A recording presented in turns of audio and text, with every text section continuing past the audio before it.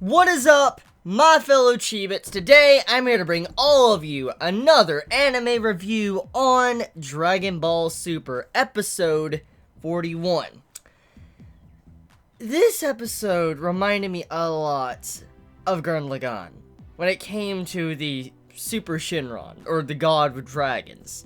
Am I the only one that thought that? For instance, when you saw the galaxies and how Goku and the entire cast was looking at these small stars which were galaxies, it reminded me of Gurren Lagann. If you've ever watched that show, you probably know what I'm talking about. I was like, bro, this is just straight up fucking Gurren Lagann shit right here. Like, many little galaxies. Next thing they're gonna be doing is they're gonna be throwing fucking galaxies at each other, because that was ridiculous. But before I even get into that, I'm gonna say right now, this episode was very enjoyable, a very good episode. Like, I gotta say, hands down, this was an amazing episode of Dragon Ball Super in terms of content we got.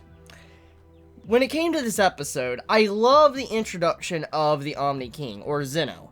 I love how his presence is, and I love his personality so far. For instance, we didn't get much on his character. We got some little personality traits, but we didn't get the entire picture of whatever type of person this really is. We don't know if this person is evil, if this person is good, we don't know if this person is neutral, because, I mean, we only get a couple of things from him, but we don't get to see the entire picture, which I want to explain a couple of things we got to see from him. For one, he seemed like a type of god.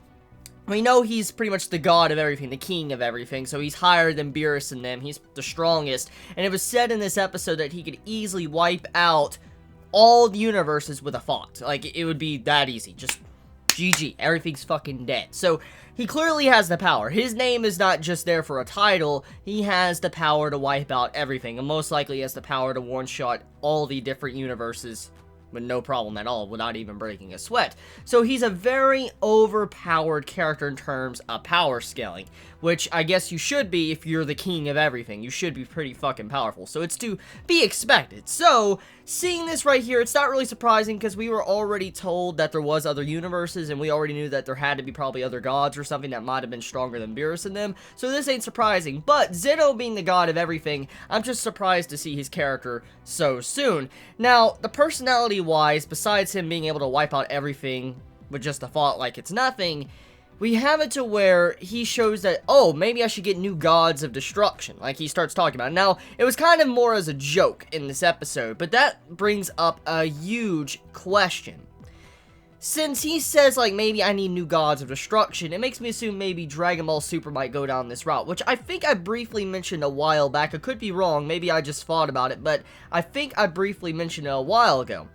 What if this upcoming tournament, well, I didn't think about this tournament coming up, but I thought it maybe we might have an arc centered around this, but what if this upcoming, like, tournament arc with all the universes, what if it's like a selection for the next gods? Like, the different gods in the universes. Like, for instance, let's say that line that was said by Zeno, like, maybe I should choose new gods of destruction. What if, you know, that was a selection for new gods? Like, you know, we're gonna have it to where this upcoming tournament's gonna have it to where different fighters from each universe is going to pit against each other, and then eventually they're going to be selected for the next gods of their individual universes. For instance, let's put it like this. Let's just say different fighters from the 12 universes come to fight each other, okay? And let's say Goku, Vegeta, and let's throw in Gohan too, okay? Let's say these three are representing their universe, and when you have, let's say, you know, for instance, the universe with Hit and stuff, maybe they will bring their fighters, and then, like, let's say they compete against each other, against the other universes, and whoever's standing on top will become the next god selected, or the universe, you know, that wins in a certain amount of brackets will become, you know, the selection for the next god of the universe, and maybe the final matchup would be, like, against their god of that verse. Like, let's just say that Goku won the entire Universe 12 arc, okay? Like, he won through the tournament and all that. He destroyed everybody. Or let's say Vegeta or Gohan, okay? Just hypothetical. Let's say he goes through there, destroys everybody, and the final round is either going up against Zeno or going up against the gods of each individual universe to become the selection of one of the gods of the universe. That would be pretty fucking cool. Imagine that, if Goku became, like, the god of the verse or something. It'd be interesting. So, besides that, however, Zeno, he's a mystery. He's a mystery character. I don't know if he's going to fit in with the cast when it comes to being a quirky character that's going to be very likable, or is he going to be potentially an evil character? We have no idea. I mean, I would really like to see, you know, the king of everything kind of evil. I would. I would actually like to see that. I mean, I know his personality kind of begs to differ that he might be a good guy, but I mean, we need a really good villain, I think, because that's one thing that I feel like Dragon Ball Super is lacking when it comes to that. It's lacking a very good core, interesting villain.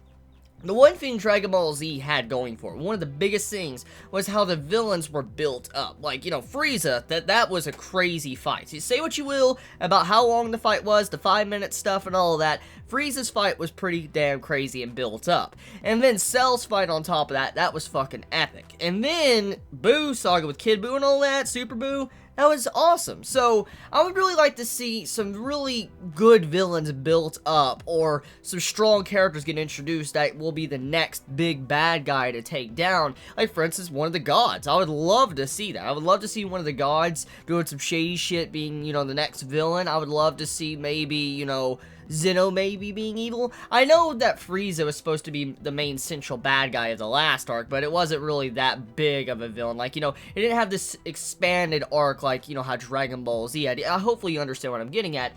But the main thing is, though, is that I feel like in this next step of Dragon Ball Super, hopefully we get a big villain that's going to be pretty fucking crazy and interesting and going to be a massive threat to everyone. I'd love to see that.